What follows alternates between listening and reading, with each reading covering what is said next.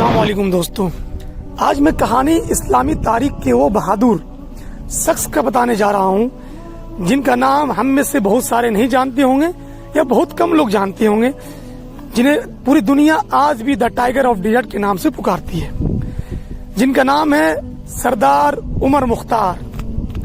सरदार उमर मुख्तार की पैदाइश 20 अगस्त 1858 ईस्वी में अफ्रीका के देश लीबिया में पैदा हुए थे। एक गरीब खानदान में पैदा हुए, उनकी इब्तिदाई तालीम मदरसे में हासिल हुई। धीरे धीरे वो बड़े हुए। बड़े होने के बाद वो अपने देश को आजाद कराने के लिए इटली के फौजों के सामने कूद पड़े। सन 1929 ईस्वी में इटली जब लीबिया पर अपना कब्जा करने की लगातार कोशिश कर रहा था, तब लीबिया के बागियों का सरदार उमर मुख्तार इटली के सेना को नाकों तले चना चबा रहा था। मुसलिनी एक ही साल में 4 जनरल बदलने पड़े। अंत में हार मानकर मुसलिनी को अपने सबसे क्रूर सिपाही जनरल ग्राजानी को लीबिया भेजना पड़ा। उमर मुख्तार और उसके सिपाहियों ने जनरल ग्राजानी को भी बेहद परेशान कर दिया। जब जनरल ग्राजानी की तोपों और आधुनिक हथियारों से लैस सेना को घोड़े पर सवार उमर मुख्तार व उनके साथियों खदेड़ देते, वे दिन में लीबिया के शहरों पर कब्जा करते और रात होते होते उमर मुख्तार उन शहरों को आजाद करवा देते। उमर मुख्तार इटली की सेना पर लगातार हावी पड़ रहा था और नए जनरल की गले की हड्डी बन चुका था। अंततः जनरल ग्राजानी ने एक चाल चली। उसने अपने एक सिपाही को उमर मुख्तार से लीबिया में अमन कायम करने और समझौता करने के लिए बात करने को भेजा।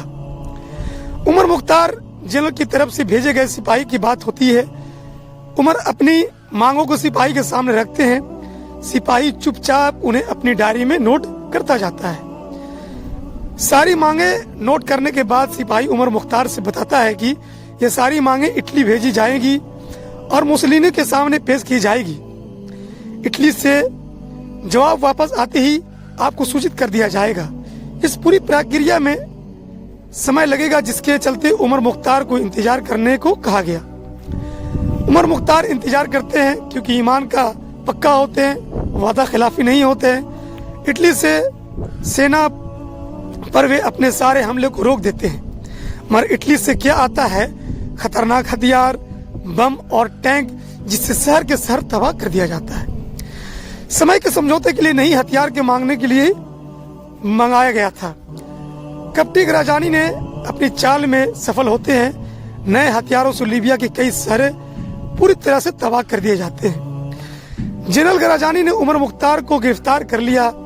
15 सितंबर 1931 ईस्वी को हाथों में, पैरों में, गलों में हथकड़ी बेड़ियां जकड़कर उमर मुख्तार को जनरल ग्राजानी के सामने पेश किया जाता है। 73 साल के इस बूढ़े शेर से जनरल ग्राजानी ने कहा, तुम अपने लोगों को हथियार डालने को कहो।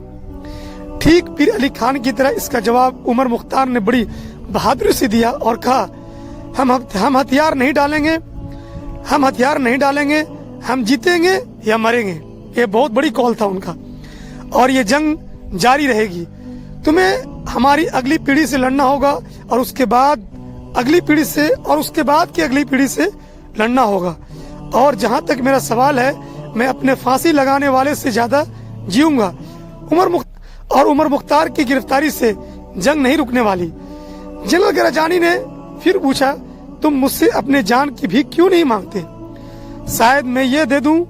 उमर मुख्तार ने कहा, मैं तुमसे जिंदगी की कोई भीख नहीं मांगी।